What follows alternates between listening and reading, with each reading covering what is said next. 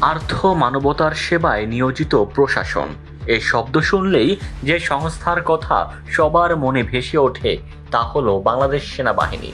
দেশপ্রেমে অকুতভয় সৈনিকেরা জনস্বার্থে প্রতিদিনই কোথাও না কোথাও জড়িয়ে পড়ছেন মানব সেবায়। কখনো কাঁধে বহন করছেন দুর্গত মানুষের সহায়তা সামগ্রী, কখনো বা বাঁধ নির্মাণে কাদামাটির বোঝা মাথায় করে ছুটছেন এক প্রান্ত থেকে আরেক প্রান্ত।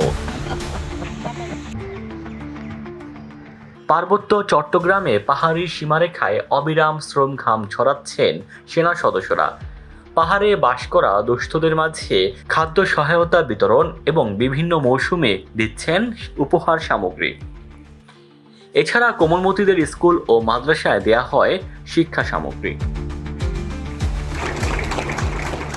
জনসেবার ধারাবাহিকতায় এবার টাঙ্গাইলের কালিহাতীতে বাংলাদেশ সেনাবাহিনীর পক্ষ থেকে বিনামূল্যে চিকিৎসা সেবা দেওয়া হয়েছে। শনিবার দিনব্যাপী টাঙ্গাইল টেক্সটাইল ইঞ্জিনিয়ারিং কলেজ মাঠে একটি মেডিকেল ক্যাম্প স্থাপন করা হয়। এতে 1500 রোগীকে চিকিৎসা সেবা দেওয়া হয়। পাশাপাশি দুস্থদের দেওয়া হয় বিনামূল্যে ওষুধ সামগ্রী।